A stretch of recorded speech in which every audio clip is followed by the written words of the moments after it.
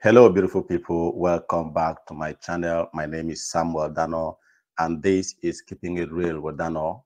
If you are a returning subscriber, thank you very much for subscribing. I really do appreciate you. And if you are meeting this channel for the very first time, please consider subscribing to this channel and turn on the notification bell so that when we upload new content, you will be notified. Here at Keeping It Real, we share traveling abroad opportunities, either for studies or for work.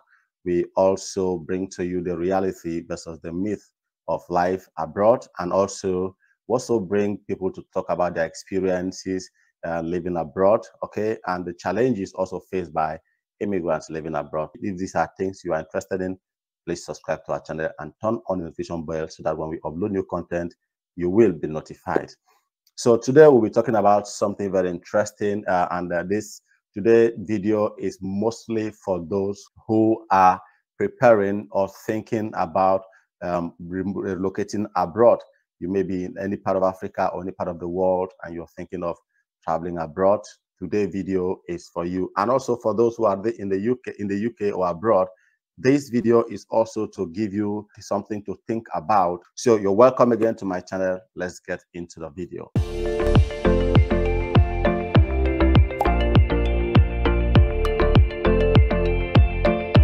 First is have a contingency plan. It's mostly for those who are moving abroad, okay, for jobs, for study, hoping to get a job and settle down abroad. This is for you. So now the contingency plan is very important. All right. The truth is, a lot of people who are living abroad are more or less stranded. Some people are stranded. Okay, they really want to go back home, but they can't because they have nothing to fall back to when they get home, and they can't imagine themselves now being at the mercy of family members and friends to survive. So a contingency plan is something that will help you, that you can fall back to should things not go as you thought they would. You know, it is easy when you're back home, you believe that the grass is always greener at the other side, but also sometimes you move to the other side and you discover that the grass is not that green after all. And at some point, after a lot of time trying to get your food or do one or two things, you see that things are not really working as they should. And looking back, you felt maybe you are better off in your home country. Okay, and at that point you are thinking of going back, but again you look at it again and discover you have nothing to fall back to. You may have sold your land, you sold your house, your properties, you shut down your businesses and everything just to move abroad, and here you are, things are not going the way you thought they would. You really want to go back home, but nothing to go back to. Okay, so a contingency plan could be an investment back home. It could be in buying landed properties, you know, with the hope of, you know, if the chips come to roast, you can, when you go back home, you can sell that landed property and start up something for yourself. It could be a business, okay, that you already have existing. You may not want to close that business and move abroad. So if things don't work well, you want to have something you can fall back to. So contingency plan is a backup plan for you back home, so that if things don't go the way they should, you can go back to them, to it, and you can pick up your life and continue, instead of going back to start from scratch or living from hand to mouth, or going back to depend on family and friends. So that is number one. Number two is set a goal. A goal could be for some, okay, I want to go to this country, I want to travel abroad, stay when I'm at 40, 45 years, or at a certain age of my life, I want to go back home. Okay, I want to go back home and rest. I want to go back home to my family. I want to go back home and do one or two things back there. Now, that could be your own goal. Some people go, maybe I'm moving to this country. This is not my intended country. I want to stay there for a while, and from that I can transit to the country of my choice. Now, you need to set a goal. How long do you want to stay in this country you are moving to before you move to your final destination of the country you intend to settle permanently? That could be the goal you want to set. Another goal you want to set is, as a student, you are coming to the UK or to abroad, you want to think of, okay, after school, I want to get a job. Now, getting a job after your study is a goal. Now, there's one thing about the goal. The goal has this way of influencing your behaviors, of influencing your actions, the things you pay your attention to, the things you give your time to. So that is the essence of setting a goal. Okay, because if you set a goal that at a certain age of my life, I want to go back home. Now, at the back of your mind, you know that for me to achieve this, I need to have certain amount of, I need to have something back home that when I return, I'll be able to fall back on home. You know that if you want to go back home, build a house. Okay. Now, so that means at the back of your mind, you know that, okay, I need to build a house. back home. Number two, you need something, maybe a business you can do. So that means you know that, okay, while I'm doing this, I need to either open a business back home, I've been to groom it until that time, or I need to save certain amount of money that I can go back to and start this business. Okay. Number three could be, I want to have a property in this country that I'm going to. It could also be that where you're moving to, you want to start either a business, maybe after studies or after a certain time, you want to start a business. Maybe you have this business idea back home where you're coming from, and you think this business will thrive in your destination country. You want to start it. Now you need to set that goal. It should be time bound. Okay, you should know, well, okay, I want to work for a certain amount of time. I want to get experience in these areas, and then I want to set up this business. Now that will also help you to know the type of jobs you will pick, the type of places you'll be looking for jobs, and the type of people you'll be networking with. Okay. Now your goal could also be that you have a business idea in Nigeria, in back home in your country, and you know that this business idea is capital intensive. I don't have enough money to do it. I don't have investors. Now your essence of moving to the abroad is to go work for a certain numbers of years, get enough money, maybe even get some connections here that you can actually leverage on when you are starting up this business at home. Now that could also be your goal. Now with that, you know that, okay, there's a specific amount of money I need to save, okay, to be able to achieve this. So that also may be your goal. So it is important that you set a goal for traveling out of the country. If you're traveling also to go studies and come back home, well, you may think you don't need this, but I think you also need to have a goal for yourself. By the time you finish your studies and get back home, what do you want to do? Okay, how do you want to pick up your life and continue? You haven't been out of the country for 2 years, you know, and all of that. So a goal is very important. And I think it is important you think in that line before we travel. Number three is research your destination country. This is very important. You need to understand the culture of the country you are moving to. You need to understand the do's and the don'ts, the laws. Okay. If you understand the culture of the place you're going to, you will understand that if you come to the UK, it's not everybody that calls you darling that is in love with you. It's not everybody that calls you sweetheart that means is in love with you or fancies you or something. You know that, okay, this is a common language they use here. Researching this country and their culture also prepares you for this cultural shock. Okay, it makes you understand the difference between their behavior and their culture with your own, so that when you go there, you will know the bounds within which you will operate. So you need to understand their laws as well. Okay, because if you don't understand their laws and you move from your country to this country and begin to behave the way you behave back home, you could get yourself into trouble. So that is another thing you need to research. You need to research their cost of living in that country. This is very important. By the time we get to sorting out your finances, you will also understand that. Understand the cost of living of the country you are going to is very important because it helps you to plan. It also helps you to make a decision. Do you need to go there? If you don't understand that, it will affect you somehow. Another thing you also need to understand is the economy of that country you're moving to. This is very important as well. Okay? The strength of their currency, where the strength of their economy, are they in recession or not? If they are in recession, how will this affect my job prospect? So that now ties down to the job market. How do this affect the prospect of me getting a job? Because if you move to a country where there is recession and a lot of other the companies operating in those countries are trying to cut costs and they may be laying off staff, or they may not be recruiting at a time. So the job opportunities may be minimal at that time. So you need to research these things and arm yourself with the right information. And what you also need to research in that country is the entry requirements. Okay, you may not need a visa. You may need, of course, a lot of countries like in the West, for some of us, you need a visa to enter.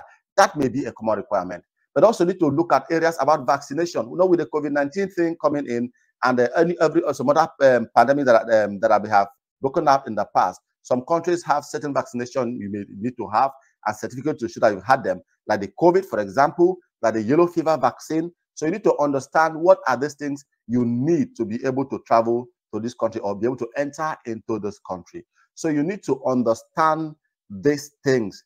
Okay, the entry requirements are very, very, very important. Another thing also, like for instance, if you are moving to the UK or some other Western countries and you're staying over 6 months, they will need you to do a tuberculosis test and have a certificate that shows that you've done it. Another thing also is you need to decide where you want to settle. Now, this may sound like a very vague statement. After all, you may be coming for school, and your school may be located in, let's say, Sunderland, for instance, in the UK. Okay, and it's common sense that, okay, you want to get a house in Sunderland, right? So this may not make, you may think this may not make sense. Or after all, you have a job and the job is in Manchester, so it's only common sense that you will settle in Manchester. But that is not very true. It is not true because some jobs may say you should be able to live where you can commute to this job. They don't tell you a specific city. And you may have your own areas that you consider. Number one, you may be some kind of person who like to stay in a countryside. You may be the type of person who like to stay in a natural environment where you have these trees and all of this. You know, you may be the kind of person who like to stay in a very quiet environment, in a town that's very quiet and there's not a lot of noise. Okay, you may be the kind of person who want to stay. You may begin to look at areas where you can have access to your kind of food.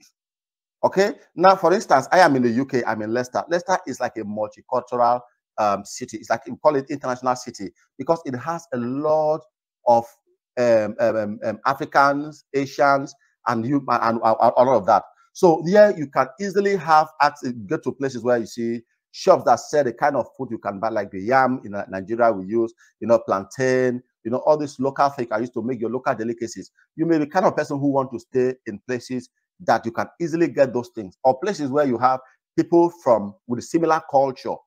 Okay, so there are places within the UK where the cultures may be very, very more of a British culture that you feel you may not be able to blend there, for instance.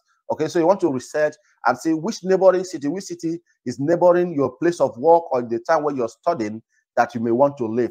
Another reason why you may also want to consider this is in terms of affordability. For instance, I am working and my job is based in Bristol. I was supposed to move, and after doing my research in Bristol, I realized that look, the cost of living there is quite high and all of that. I was able to stay back in Leicester and I'm working remotely. So if you get a job in London, for instance, London is a very expensive city in terms of accommodation and food and all of that. Now, there may be neighboring cities within around London that you can actually commute from to your place of work, and that is relatively affordable compared to London. So if you do your research on this area, you can get a place that is very, very affordable or very, very welcoming, or you believe you feel more comfortable living in. And that area, another thing also you also need to look for those who may have children is the educational options available there. Access to child service, child care, and many other things. You know, like for example, there are cities in the UK that may not have a university. And maybe that is where you got your job and you want your children to go to school and you don't want them to live in a different place alone by themselves while they study. You want them to live with you and be able to go to school. So you may begin to look for a city close to that place of job, that city where you got a job that doesn't have a university, for instance, where you can stay, your children can go to school in that city while you commute maybe 20-30 minutes, you know, to where you want to, where your work is. So another thing also need to look at is very important is sort out your finances.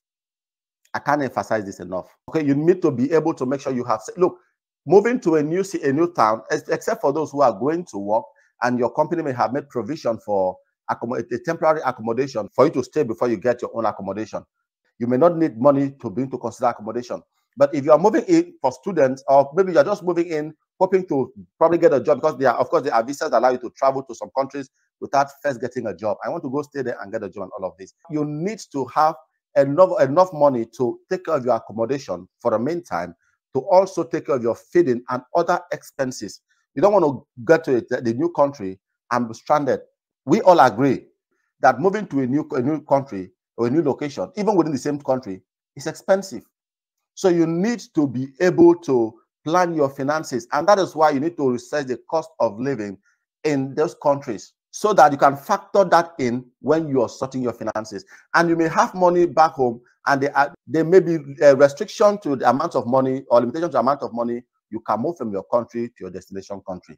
Then, if what you have and you want to be able to access while you're in your new country is more than what is allowed, you should be able to sort out your money back home and make sure that when you get here, you are able to access them. For instance, for those who are maybe in Nigeria, for instance, you can open a domiciliary account in the local currency. If you are moving to a country that use dollars or pounds, you can open a pound account with your local bank, okay, and be able to have either a debit card that will allow you to access that money while you're here, or be able to have an app that can enable you to either transfer that money from one bank to another, or maybe from your local bank in your home country to a bank in the country you are in. So you need to sort out your finances and make sure you are able to access them, and they are enough to sustain you until you are fully settled. Now, another thing you also need to consider is, very importantly, address any health need. This may not make sense to some people because they believe, for instance, if you're traveling to the UK, you pay your health insurance, health surcharge, which is your health insurance in the UK, and means you can access medical facilities or medical attention where you need them at no extra cost. So when I say sort out your medical needs, some people may think, what is he talking about? But listen, there are some sicknesses, okay, that are very common in your home country, and access to medication to treat those sicknesses is easy back in your home country. And that same sickness may not be a common sickness in the country you are moving to. For instance, in Africa, we have this common sickness, malaria and typhoid. In the UK, there's nothing like malaria. So as a result, you may find it very difficult accessing malaria medication here in the UK if you need them. If you get here, you fall sick of malaria because it may have been in your system developing, and you get here and probably because of stress or anything, it triggers it off. You may not have access to the medication here in the UK. So it is better you do some tests back home, run some tests for typhoid, for malaria, and any other sickness, and make sure you treat them. Another thing you also need to know, for example, for those who may be coming to the UK, is that even though access to medical facilities and medical doctors is free, you pay for prescription. Okay, prescription is about a little over £9, between £9 and £10 per prescription. So even if it's a medication I can access here, and you're coming here for free, you see a doctor for free and they prescribe medication for you, you will have to pay for prescription at the pharmacy when you're picking up those medications. In Nigeria, you can move to a pharmacy or a chemist and buy antibiotics. In the UK here, you cannot go to a pharmacy and buy them except they are prescribed by a doctor, because they fall under what they call prescription-only medication. So you cannot buy them over the counter. So imagine you're stricken down by typhoid and malaria here. Maybe before you were able to register for your health and get your NHS number, as it's called in the UK here. Okay, maybe we're yet to do that, and then you're broken down by typhoid and malaria, and you cannot get malaria medication here, but you can be able to get antibiotics here to treat your typhoid. But you need to see a doctor, and you have not registered yet. So that becomes a challenge in itself. So it's important that you sort out your medication, your health, before you travel abroad. The next one we'll be looking at is research and decide on your accommodation type, on your accommodation.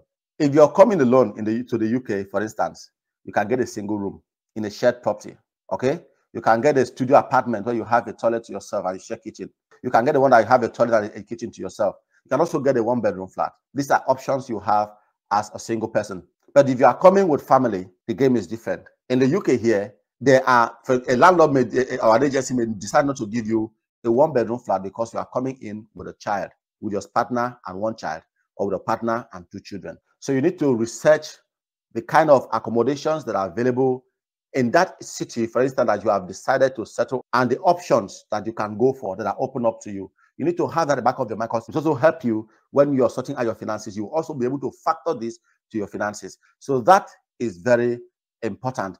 And the next one you need to do, very importantly, is, if it is possible, connect with somebody already in your destination country. I'll tell you why. And I'm going to use myself as instance when addressing this. When I came to the UK, before I came in, I connected with a friend, somebody on WhatsApp in a group, because I got admission, and the school will have this WhatsApp where we're connecting. I started chatting and I connected with someone. We started talking and all of that.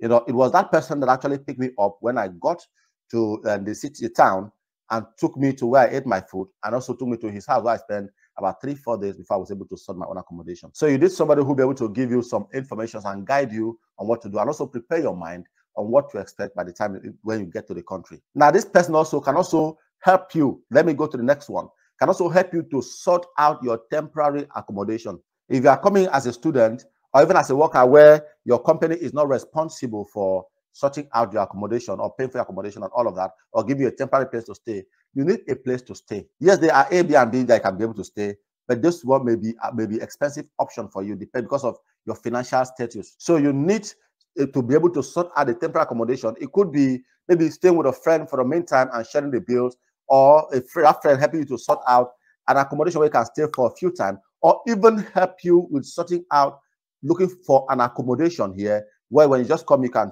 do whatever you have to do and moving immediately. And that reason why you need to connect with somebody here is this. In the UK, for instance, if you're renting a property, you have two options. One of them is that you have a guarantor who will guarantee for you, who will sign for you. And if you don't know anyone in this destination country, your destination country, there's no one that will take that risk of signing a guarantee for you. Because if you falter in your contract agreement in accommodation, that person will be held responsible. So if you are able to connect with somebody here and build a relationship before you come in, the person just may be comfortable to kind of sign that contract for you. The second option is that if you are not able to do that, they will expect you to pay maybe 6 months in a stretch. And trust me, it's quite expensive. Accommodation abroad, or let me say in the UK, for instance, is paid monthly or some places weekly. And imagine, for example, maybe you get a single room where you have to pay £400 a month. Multiply that by 6 and tell me how much you'll be able to get from your country, from your home country, to be able to sort just accommodation alone. So connecting with somebody who was already in that home country, that destination country, is very important, because that person you may be able to build a relationship that will enable that person to stand in and sign that guarantee for you. When I was coming, my aunt linked me up with a friend of hers who is based here in the UK. I have been in the UK for about 3 years now, and I've not set my eyes on him or met him in person. But because of that relationship that I was able to build through my aunt, he was able to sign as my guarantor for my accommodation. The number 8 on our list is know what you can or cannot bring into the country. There are people who, in the course of arranging the things they want to use and travel abroad, they have packed up a lot of things that they believe they know they need back they need, but without paying attention or researching whether those things are allowed into their destination country. And at the end of the day, just by the airport, in their local airport, those things are either taken away, or when their bags are checked and their destination country, those things are removed or confiscated or something. Some of them can even put in trouble if they are perceived to be drugs. So you need to research and understand what you can bring into that country. You know, of course, if you are traveling abroad, you want to bring things that make your life easier. I want to bring a lot of food from Africa. You want to bring rice. You want to bring, even up some people even want to bring palm oil, meat, fish, and all of that. Now, I need to research and understand if these things are allowed into those countries. That will also help you also to stand your ground when you meet your local airport authorities who may want to intimidate you or harass you because they want to get money from you, you know, and tell you cannot go with these things because they are not allowed and all of those things. So if you have researched that what you can take into that country, you can stand your ground and possibly show them, look, I have researched and this is what I've seen, and I can bring these things to this country. Number 9 in our list is learn how to drive. And if you know how to drive, get an international driver's license. I can't emphasize this enough. Listen, I am learning how to drive in the UK. As a matter of fact, I had a 2-hour session this afternoon. Learning how to drive in the UK is very expensive. You are paying £30 per hour. For every hour your instructor spends with you, you're paying £30. In some countries, that £30 is enough to teach you how to drive for 6 months. Here, I paid 10 hours in a stretch because it allowed me to come down from £30 maybe to £29. That means I paid £290. Convert that to Naira, it's over 250,000 Naira that I'm paying for 10 hours of driving sessions. So if you are able to learn how to drive in your home country and master it, you come here, what you only need to do is to, as a matter of fact, immediately you get into your destination country, like the UK, for instance, if you know how to drive and you have an international driver's license, you will be able to start driving almost immediately. Yes, you can drive for 1 year with an international driver's license. You're able to understand the UK road, understand the rules and everything. And at the end of the day, going to write the practical test, which will give you the UK driver's license, will be easy for you. Another thing is that there are also some jobs that you may want to do, and those jobs will require you to be able to drive and have a valid driver's license. So it is very important to know how to drive from your destination, from your home country before moving. All right, number 10, sort and secure your documents. Now, when I'm talking about documents, I'm not only talking about travel documents. Listen, some of us have landed properties, some of us have even academic documents and all of that. Now, for academic documents and some other documents that pertain to us personally, we'll take them from our home country and travel along with them. It is important that you have copies of this document somewhere back home, so that if for whatever reason you have to go and get back the originals because you've lost these other ones or something happened, you're unable to access them, it could have gone up in flame when there was a fire outbreak in your house, and you need to be able to go back, have this, like in Nigeria, you have to go to affidavit, have a police report and all of those things, and then go get the original ones. Now, this copies you keep back home can help you. You can make use of them temporarily and possibly also attach them to your document when you are requesting for a new one. And part of the way you can secure your documents could be to scan them and have them uploaded to your email or Google Drive or any online storage facility, and also maybe photocopies of them kept somewhere in maybe 2-3 different places back home before you travel. And the number 13 is build and have a serious relationship back home before you travel. Now, this is not for married people, of course. This is for the single ones. Look, this may sound funny, but it's actually very important if you look at it. Now, when you travel abroad, there's this thinking among some of these people abroad that, look, if you go back home, they want to marry. Even those who don't love you will pretend and they want to marry because they want to travel out of the country, which in some cases is true, but not in all cases. So for you to be secure and know that, okay, whoever you're going back home to marry, somebody that loves you, build a relationship back home so that when it is time to settle down, you know that you have somebody you have known and build over time. You understand the person and you can go back to that person and marry the person and bring over without any fear of pretending to love you for the sake of traveling abroad.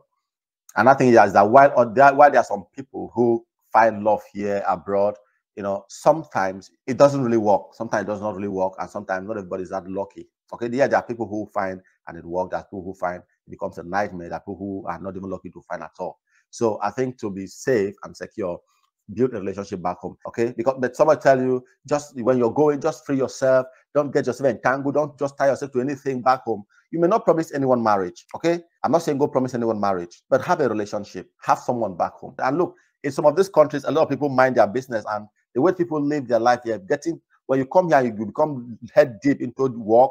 You go to work, come back. You may not even have time to go out and meet people and all of that, especially if you are not the kind of person who goes out partying and all of those things. This is very important. Some people here most of the time, people meet through dating apps. You may not have time for that. You may not be cut off for those kind of things. Okay, so building a relationship back home before you travel is very important, especially if you are over the age of 25. This is very important because at some point in the very near future, after you travel, you want to get married. So you need to have somebody you can really go back to and confidently get married, knowing that this person, I have known this person. I hope this has been very, very valuable and educative to you, and I hope you're able to pick values from here. Please, if there's anything I skipped or you have a contrary opinion on any of these things I have listed, please put it in the comment section below. I would like to hear your thoughts on these things. Thank you very much for sticking with me to the end of this video. I hope I was able to add value to you. And if I have, please give it a thumbs up. I'll see you in the next video.